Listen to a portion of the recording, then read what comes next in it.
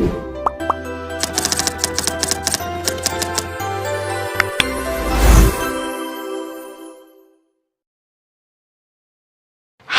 everyone, welcome to Rise and Speak podcast.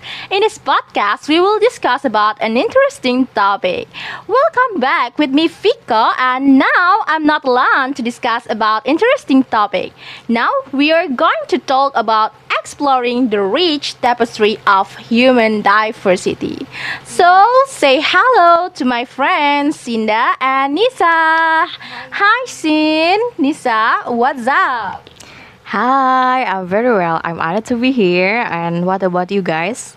Oh, I'm also hello guys. I'm very excited for today to join discuss with you guys, and thank you Vico and Cinda for having me. Thank you for coming. So, before we jump into the main topic, can you guys introduce yourself first? Okay, sure Vico, and hello everyone. I'm Anissa Dwi Handayani and can call Nisa, a college student from Jakarta State University, and I'm also interested about this discussion. Nice to meet you guys here. Okay, hi guys. I'm Sinda Sabil Harifatunisa, and now I'm studying at Jakarta State University. And thank you for inviting. Nice to meet you all, guys. I'm happy for your excitement in this podcast. Let's really move on to our topic. Talking about human diversity, what do you think about this, guys? Oh, that's interesting. In my opinion, human diversity is reverse to the genuine appreciation and recognition of differences among individuals in terms of ethnicity, gender, sexual orientation, religion, I think age, physical disabilities, and social class. It is considered a valuable research and a positive aspect of society by community psychologists. So yeah, what do you think, Nisa? I'm totally agree with you, Cinda. And in my perception, human diversity refers to variations among individuals based on factors like ethnicity, culture, and maybe genetics. The paper focus on biodiversity, not human diversity, and it means that not addressed in the paper. And it's still in line with about what Cinda said. And yeah, I think that's it from me. And how about you, Vico? But in my opinion, guys, human diversity is not just about acknowledge differences. It's also about how these differences interact and influence one another. It's about understanding that every individual's background and experience contribute to a richer, more dynamic society. For example, the way different cultures approach problem solving or creativity can lead to innovative solutions and ideas. What do you think, guys, about that perspective? Okay, that's a great point, Wafi. It is fascinating how different aspects of human diversity can lead to a more vibrant and adaptive society. It is not just about recognizing differences, but also about actively value and integrating these differences to foster growth and development.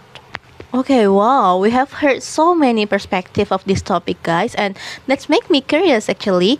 Could you guys explain more about what kind of diversity or example for this phenomenon? I see. But maybe, for example, we can see in our environment, we have different type of human based on gender, cultures, social background, economic, and also, yeah, biological factor.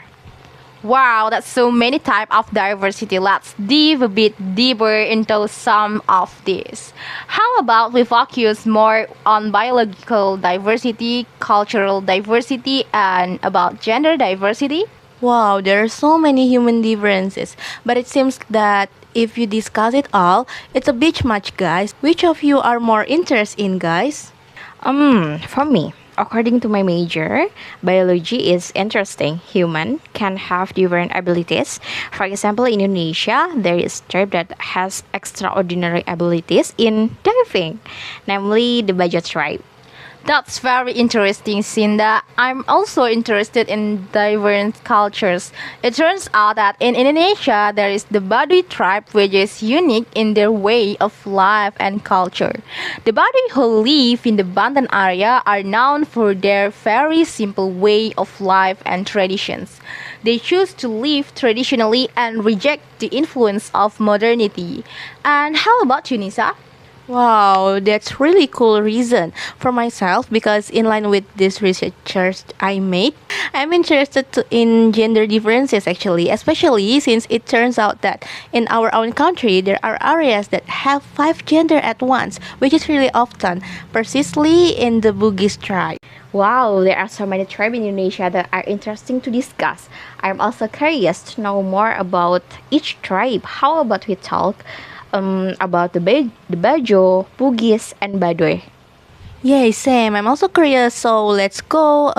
Where do we start first?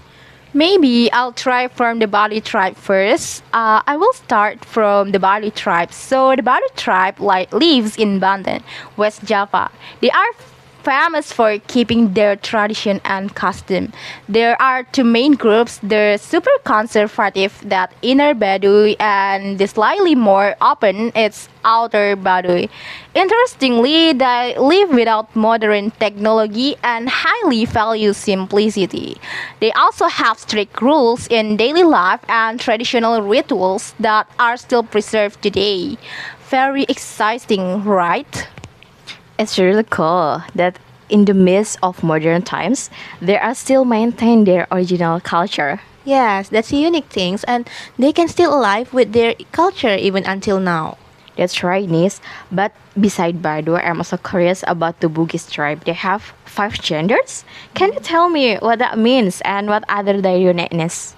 Yes, now can you tell us about interesting fact from Bugis?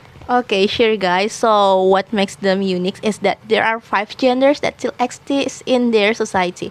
If the majority of us population only recognize two genders, namely woman and man, there are three additional genders, namely chalabai when men taking the role as woman, chalalai when woman taking the role as man, and also bisu who not tied to female and male gender. Well, this can be seen from the way they dress, their sexual orientation, and especially for bisu, usually they will be the one who play a big role in traditional ceremonies as gifts of blessings. Wow, amazing. It turns out that Indonesia has a tribe that believe in more than two genders because many of us like Indonesian people just knowing about two genders and we normalize that things. Agree, and I'm interested in how the Bugis community can and still believe in more than two genders. That's right. I'll also share more details regarding your feedback. But I'm so curious about the Bajo tribe that Shinda mentioned earlier. Can you explain about the tribe that can die for such a long time, Shinda? Okay, so the Bajo tribe is known as the tribe that rules the sea. Why? Why them can do like that? Because they have extreme diving abilities. They can dive for 13 minutes and to deep of 70 meters without the help of equipment. The Bajo tribe also spends 60% of their time at the sea, and the Bajo tribe life spread across Indonesia to the Philippines. But they have the same language, namely the Bajo language, and only different with the dialect. Wow, I was really shocked when I heard this. It's really cool. Even if I hold my breath in the water for 10 seconds, I will die, guys. Same movie. And wow, I just found out that there is a tribe that can do that. But Sin, how can that be? I mean, we're the same human, but is there any special things or routine that them do or what? Interesting is I almost forgot to share. So after research, the Bajo tribe they have a limb size that is larger than the average human. And at the DNA level, the research discovered a gene called PDE10A in the Bajo tribe. This large limb affect their endurance in the water. So therefore, the Bajo tribe is included in human diversity in terms of biology. I see. Yes, the definition really vary down to the biological things like this.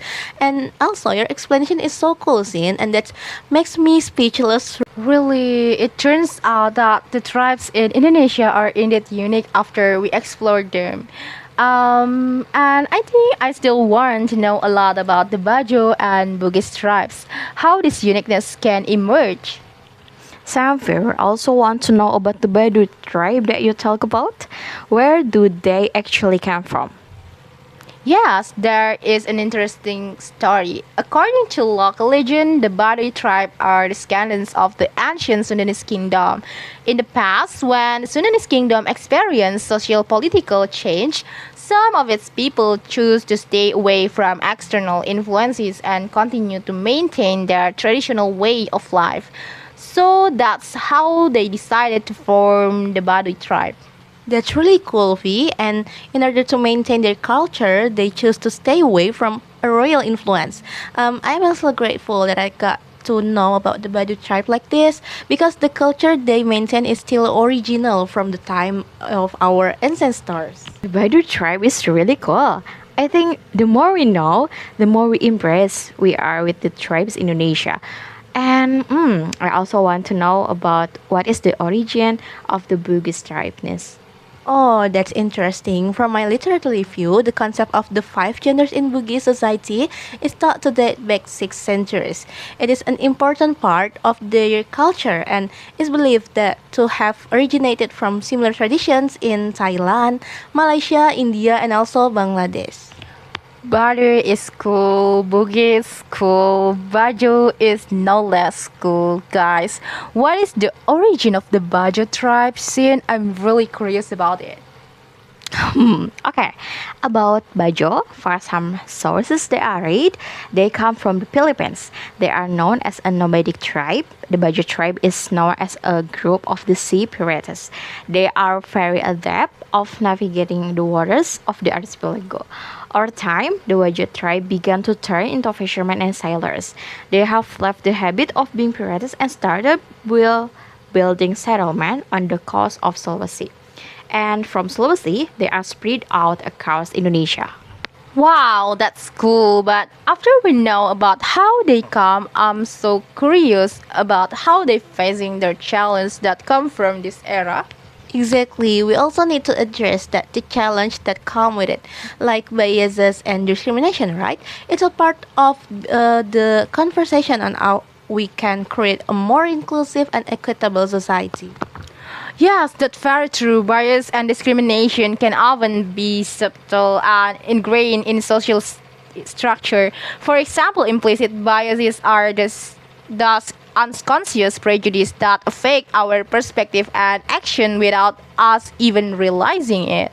They can influence decisions in hiring, promotions, and even in day-to-day interactions. Absolutely. For the Bugis, one of the challenge that is how to make them feel secure about their identity and not blaming themselves because of their choice. And the other one is about to making sure to the external community that their stance for trusting five genders will not be a huge problem if they can still tolerancing the diversity. Oh, that's true, Nis. And in the case of the Bajo, they face similar issue. I think many of them are transitioning from their nomadic lifestyle to more settled communities, which brings challenges in preserving their maritime culture. Bajo, they try to adapt with the modern administrative and they try to survive with participating at new activities like learning at school. For the Baduy, the challenge lies in balancing their strict adherence to tradition with the outside world pressures. While they want to protect their culture, there are economic needs that sometimes push them to engage more with modern society. Finding that balance can be difficult sometimes, especially when external influences threaten their way of life. Yes, and this creates a dilemma. How do we honor and preserve this unique culture while also allowing for growth and adaptation? It's a complex issue that requires understanding and collaboration from all sides. Exactly. It is important for us to support initiatives that empower these communities to thrive without losing their identities. Education and awareness about their cultures can also help bridge the gap between tradition and modernity. Right, and fostering dialogue between different cultures can help reduce biases and misconceptions. When we learn about each other's challenge, we can find solutions that respect both tradition and progress. Definitely, by acknowledging this challenge and working together, we can help create a more inclusive environment where every culture has the space to flourish while also adapting to the changing world. To wrap up, I think we've highlighted how each culture, like the Badui, Bajo, and Bugis, embodies unique values and face distinct challenge. It's essential to recognize that strange in their tradition while supporting their adaptation to modern life. Absolutely. Each group has its own story of resiliences. The Baduy commitment to simplicity and environmental harmony, the Baju exceptional maritime skill, and the Bugis acceptance of multiple genders all enrich our understanding of human diversity. And as we discussed, while these communities celebrate their identities, they also encounter biases and the pressure of modernization. It's a crucial for us to foster respect and understanding, creating space for where this culture can thrive without losing their essence. Right, by advocating for their rights and promoting education about their values, we can help bridge the gap between traditions and modernity. It's about finding balance and ensuring every culture has the opportunity to flourish. Let's keep this conversation going. The more we share and learn from one to another, the more inclusive our society will become. Exactly. Thank you all for joining us in this important discussion. Let's continue to celebrate diversity and support each other in our unique journey. Until next time, keep embracing the richness of our shared humanity. And yeah, goodbye, everyone. Bye. Looking forward to our next episode. Take care and goodbye.